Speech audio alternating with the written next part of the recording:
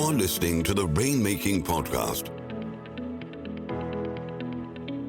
hosted by high-stakes headhunter, author, and professional speaker, Scott Love.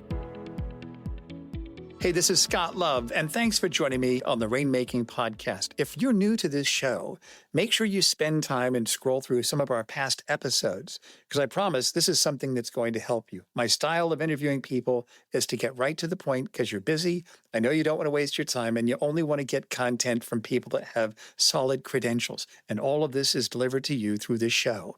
I'm really excited about this particular episode today. We've had Kevin Wheeler on the show once before, and it's always great to follow Kevin. By the way, if you want to see some really cool hiking photos in Scotland, make sure you follow him on LinkedIn. We put his LinkedIn link on the show notes so you can connect with him. His ideas are solid, and today we're talking about growing key clients, the low-hanging fruit of business development. Now, Kevin has been advising professional services firms on all aspects of strategy, marketing, business development, and client relationship management, and key account management for more than 30 years. I know you're going to get some solid ideas that you can take back today and see results from. As always, this show is sponsored by SurePoint Legal Insights, formerly known as Leopard Solutions, turning legal intelligence into opportunity. Also, this show is sponsored by the Rainmaking Magazine for the intellectually driven and results-focused professional that wants to grow their book of business. Visit therainmakingmagazine.com today to chart your course to greater rainmaking success. Thanks for listening, and I hope you get some great ideas from my conversation with Kevin Wheeler today. Hey, this is Scott Love with the Rainmaking Podcast. Our special guest today is Kevin Wheeler. He's been with us before, and our topic is growing key clients, the low-hanging fruit of business development. Kevin, thank you for coming back on the show. Thank you very much for inviting me. Absolutely right, Kevin. And I'm excited to have you here because I really think that you have good credentials and depth, especially within the legal industry, even though the topics that we're talking about aren't specifically for legal. But let me ask you this, where should we begin our conversation? What are some of the main focus areas that you think help partners and others in professional services grow key clients? I think the sort of fundamental issue is that most firms sit on a big untapped reservoir of new business opportunities, and those are their existing clients. So rather than going out and trying to win new clients from scratch, which is what you find most firms doing, firms should be looking at their key clients, their largest, most prestigious clients, the clients where they see growth opportunities, and they should be focusing in on those. Right. Why do you think they don't do that? I mean, I know it's pretty exciting, pretty sexy to get a new client. Why do you think that is? They just don't look. Well, bizarrely, one of the reasons why it doesn't happen is that partners get paid for originating clients. So if you are a partner looking to increase your originations, you need to go out there and win new ones. There's very little financial incentive to work with other partners' clients and help generate business from those, because in a lot of situations, partner remuneration systems reward the originating partner, the partner who originally brought that client into the firm. And I've heard that in some firms, partners who originate clients continue to benefit financially from those clients even after they've retired. So, I do a lot of coaching with partners, helping them with business development. And a lot of them tell me, I've got to go out there and win new clients because then they go on my roster and I'm responsible for originating them. And I then continue to derive personal revenue from the revenue streams that flow from those clients. So it's a bizarre one. You don't find it in, say, the big accountancy firms where there is a drive to institutionalize the client and to work across the firm and deliver the various service lines that firm provides into the client. The more services you can provide to a client, the more practice areas that deliver work into that client, the more loyal the client is, the more institutionalized the client is, so that, one partner can't just up and leave and take that client away. And there's more of a team effort. And sadly, you just don't find that in that many law firms at the moment. That's really interesting. Do you think firms have thought about changing that? I mean, kind of looking on a strategic focus level with that whole concept?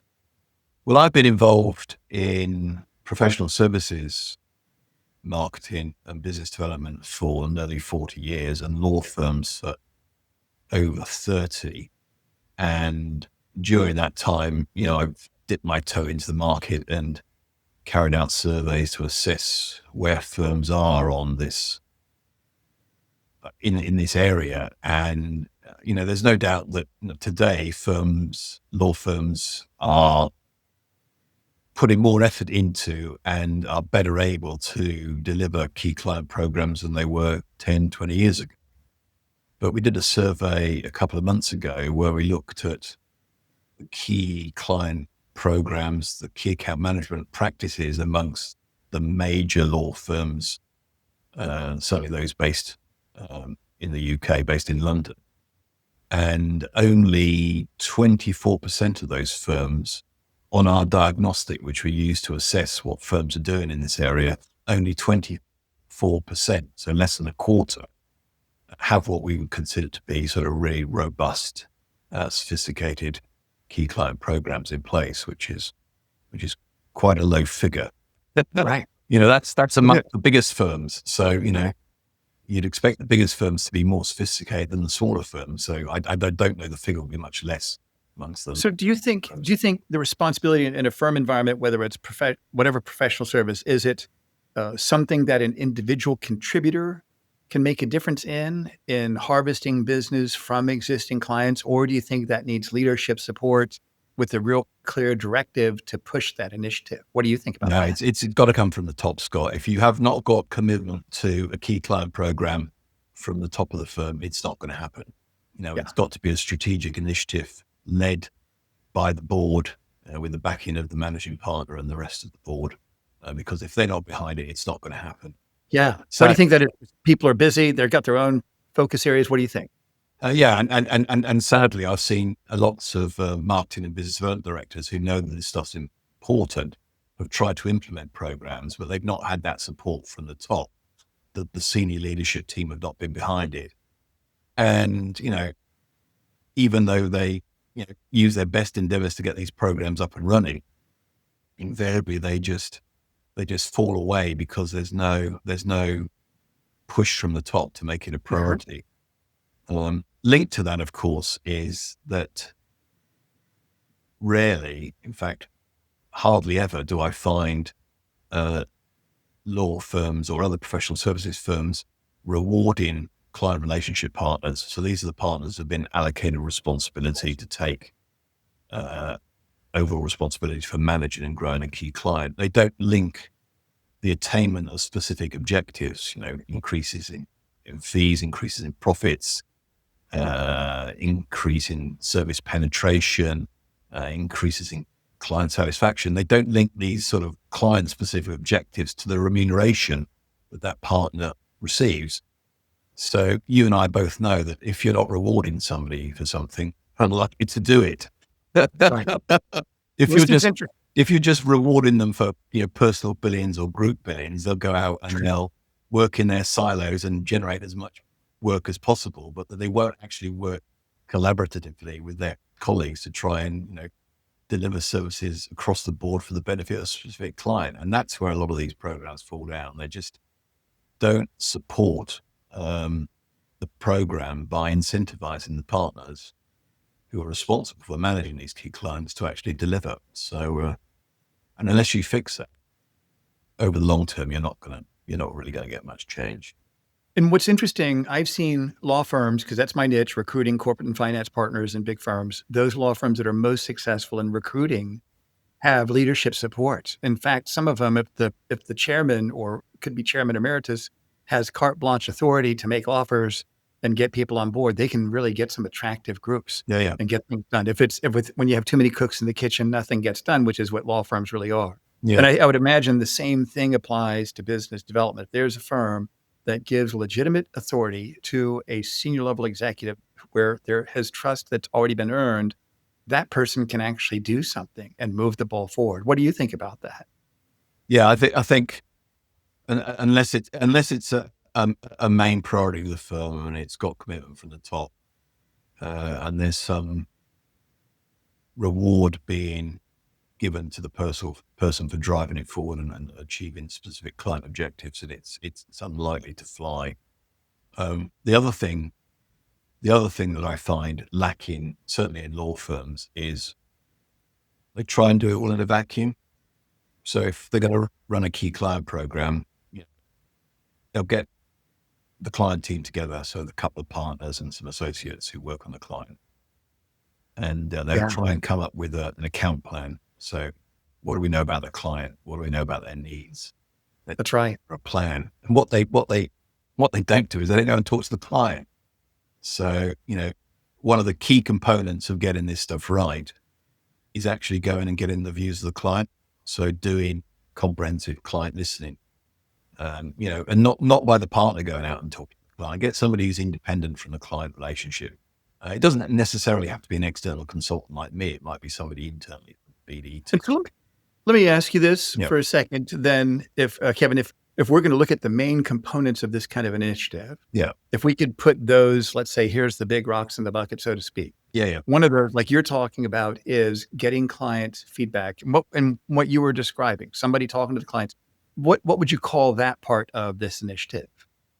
That's basically account planning. So once you've identified you've identified from the top that it's a strategic imperative for the firm to be focusing on its key clients.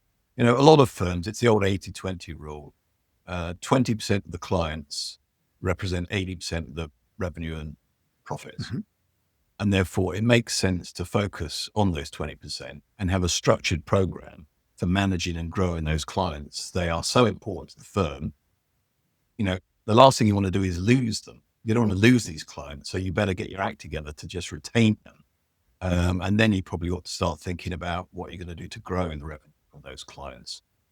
Right. So it's important that you have as a strategic imperative the recognition that your key clients are important. The next step is to decide which partners are going to take a lead in managing those relationships. So, I used to work in accountancy, and we used to call them lead partners. But I found that the concept of a lead partner didn't translate very well into the legal sector, because other partners didn't like one partner being referred to as the lead partner, and then being not the lead partner. So in the legal sector, we use client relationship partner, but effectively that is the partner who is responsible for overseeing and managing the totality of the relationship between the law firm and the client. So you need to put those in place, and you need to get the right guys or gals in place. Right. You don't appoint somebody because they're the one with the longest relationship with the client, or they went to school with a GC, or they've done work historically. You need to appoint somebody who obviously has the contacts at the client, that the client gets on well with, somebody who understands the nature of the client's business, but somebody who's good at motivating a team, is good at building relationships, all the key components that you'd expect from a client relationship partner. And so let me ask you then, is this usually someone that are they looking at people that are grouping their batches of clients, such as an industry focus area? This is our music and entertainment focus area. Yeah. And we know there's going to be all sorts of practices. Is it going to be that kind of perspective, or more of a practice focused perspective? It's going to be a client focused perspective. Okay. Good. Sector programs are great for positioning the firm to build a reputation and a profile in a particular industry sector, and for generating for want of a better word, we might call marketing collateral. So we're going to market through sector groups. Right. Traditionally, law firms have gone to market through practice areas. So we have an employment team selling employment advice. We have a corporate team. We have a litigation department. Here, we're talking about going to market through specific clients. So it's a specific client focus. And what you're looking to do is appoint the best partner to manage that relationship, and he or she will have, a deep insight into the client, the workings of the client, but also the sector as well, I would think. Right. And And let me ask yeah, you, can it be one partner that might be doing this with multiple clients? Have you seen that before?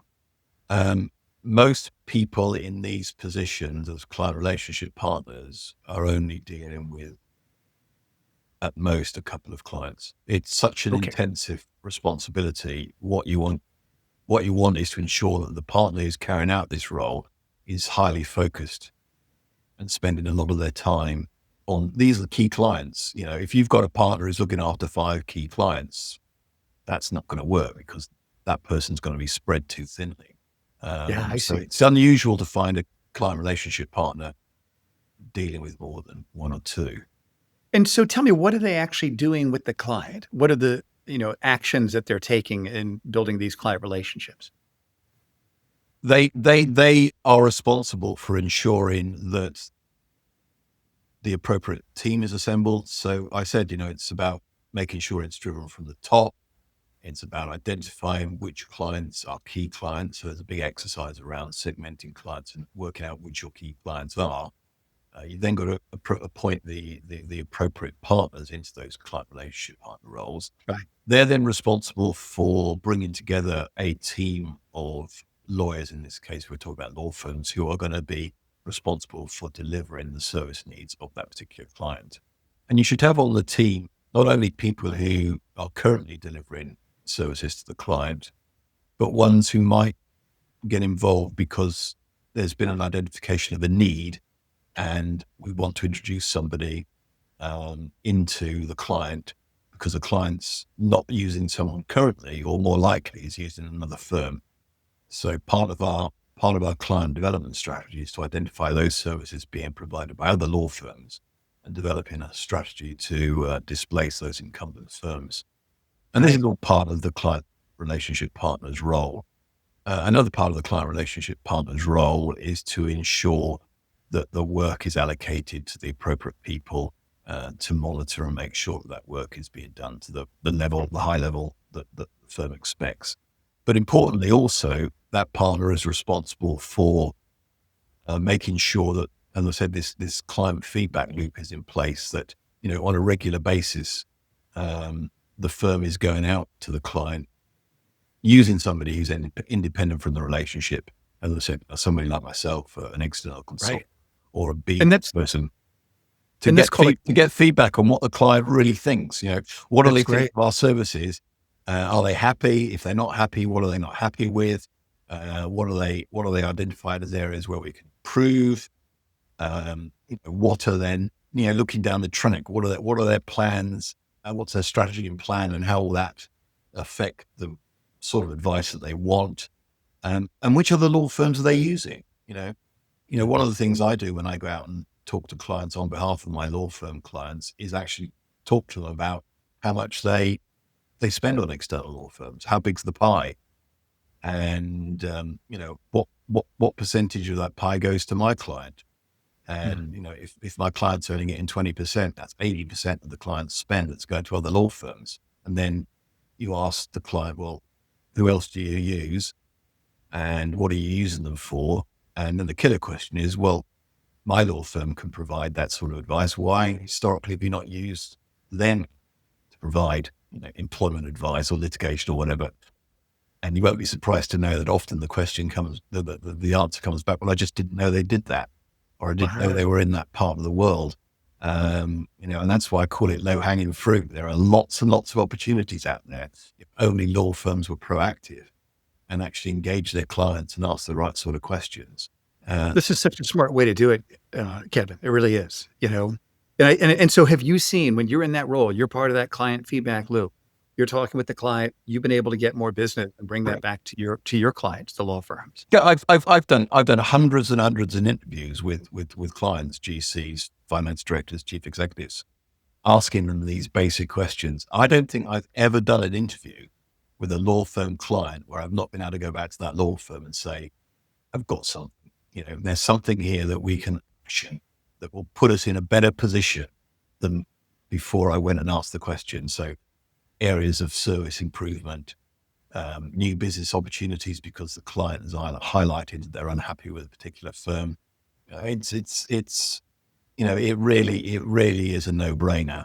But you find quite a few firms where partners are very reluctant to allow outsiders, even internal BD people who they would consider to be outsiders, to go in and ask questions of their client. They're just so protective of their client. They don't want other people coming in and asking those sorts of questions. And the ones that complain the most, I find, are usually the ones who've got the most to hide. And so, kind of reviewing this, in our strategic initiative, we have significant leadership support. We have a clear directive. We have those, we can't call them lead partners, we call them client relationship partners. Those people are identifying those clients, they're reaching out to them, they're making sure that the work is getting done well, they're getting feedback from the client. And then someone like you, an independent advisor hired by the law firm, meets with the client, talks with them, makes sure, gets more intel, sees if you can capture more work. Are there any other major components of this sort of initiative, Kevin? The main one that I would say is, tying all these threads up into an account plan. If you've got a big complex client that you're servicing internationally around the globe through your different offices, delivering any number of different services to that client, and it may well also be a complex client relationship at the client end in terms of the decision makers that you're interfacing with. And, you need a plan in place to pull this all together, something that sets out some overarching objectives for the client. What are we trying to achieve with this client? Are we trying to increase turnover? Are we trying to increase profits? We're trying to increase service penetration, so specific services that we think we ought to be delivering into the client. Are there certain jurisdictions where we think we should be doing more because we have, good people on the ground, we just don't have the relationship? So any number of different metrics in the plan, and not forgetting things like client satisfaction. Very few law firms go out and undertake really in-depth, comprehensive client listening. And, if you're doing that, you should be recording your client satisfaction metrics, and you should be setting targets to improve those. You need to have a plan in place. And we work with firms. We run what we call our key client workshops, where we work with a team of, in this case, let's say lawyers, working for a client. We workshop with those lawyers, the people in that team, over a half-day period, all the different components that they need to consider in order to build a robust client service plan. And those include looking at the client's business. So if we analyze the business of the client and identify what their needs are, I've talked at length about the client listening piece. Do we really understand what the client wants from us? Do we understand where we need to deliver improvements? Have we identified by asking the client where there are opportunities for us to displace other law firms that are there? We do something called relationship mapping. So we identify all the key decision makers at the client and the authority they have for using external law firms. And then we map across to our lawyers who knows them and how well they know them. And if we've got gaps, we need to plug them. So for instance, we may find that the human resources director has autonomy when it comes to appointing external employment lawyers.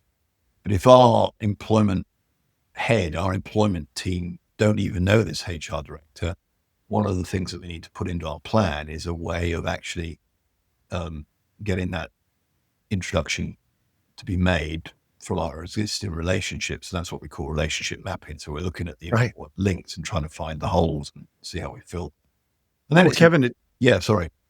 No, I was going to say there's a lot of depth and complexity, and we're pretty much running out of time for our show today. I'd like to have you back on in the future and continue our conversation on this, just because it's very deep. But for people listening today, check out Kevin's contact information. We're going to put his link and his bio link, and then even information about these workshops that he does. But Kevin, if we could kind of summarize what we've talked about so far, what are 3 action steps a law firm or professional services firm leader, no matter what capacity they're in, what are 3 action steps they can take to really get started with some of the initiatives that you talked about? Right. The first thing is you've got to get buy-in from the senior leadership team. You've got to get them to recognize and understand that having a structured approach to managing and growing the firm's key clients has to be a priority. It has to be a strategic imperative. So you have to get that in place. The second thing I would do is you've got to go and carry out client listening. You have got to, on a regular basis, be getting feedback from the client on where they want improvements and what their needs are. Thirdly, you've got to attempt to try and make some sort of link between the way client relationship partners are remunerated and their delivery on these key client targets. Because really, if you don't start to address that, I don't think you'll get the change in the behavior and the actions that you need further down the track unless you've got that in place. So those are the three things that I would stress that people need to try and achieve. That's great. Thank you, Kevin. And then tell us more about your offerings. What do you have? What do you do that you'd like our listeners to know about? And as I mentioned, for everybody listening, go to the show notes. You'll be able to connect with Kevin directly. I've been in professional services marketing for my entire career, which is now approaching 40 years.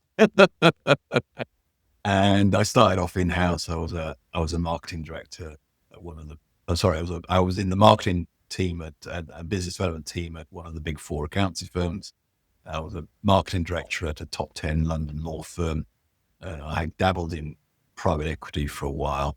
And I've been a consultant for the last nearly 30 years.